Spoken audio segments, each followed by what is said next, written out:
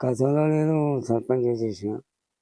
అప్పుడు చాలా పనులు చేసిన. ఇప్పుడు కూడా జనం చేస్తారనే ఉద్దేశంతోటి ఇప్పుడు సన్న బియ్యం అయితేంది, ఫ్రీ బస్ అయితేంది, గ్యాసులు గ్యాస్ ఎదురు కరెంట్ అయితేంది, అన్ని గవర్నమెంట్ ఇచ్చింది. ఇంకా కూడా ఇస్తారన్న ఆశతోటే జనం కూడా మన మన ఊళ్ళో ఉన్నారు.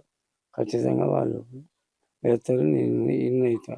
మా వార్డు వాళ్ళకి పోయినాక మాకు ఒట్లో చేస్తే ఖచ్చితంగా బాడీలో ఉంటాం. లేదంటే సిండికేట్ అయ్యి ఎక్కడికైనా చేసుకుందాం అంటే వాళ్ళే.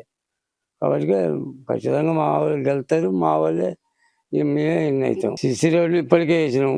ఒక 7-8 రోడ్లు వేసిన మా గవర్నమెంట్ వచ్చిన కాంచి. మళ్ళీ ఉన్నాయి కూడా కంప్లీట్ చేస్తాం. ఎమ్మెల్యే గారు యొక్క కృషితోటి. రెండోది ఏంటంటే చెయ్యాలి. ఎందుకంటే ఒక పదవికి వచ్చినప్పుడు ఆ పదవికి సార్థకం చూపించాలి.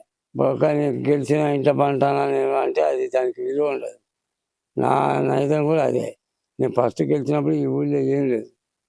ఓన్లీ ఒక కరెంట్ ఉన్నది. నా చిన్నతనం వచ్చి 48 వచ్చింది ఇక్కడ కరెంటు. అప్పుడు రామచంద్రరావు గారు మినిస్టర్ ఉన్నప్పుడు వచ్చింది. అప్పటి నుంచి ఏం లేదు.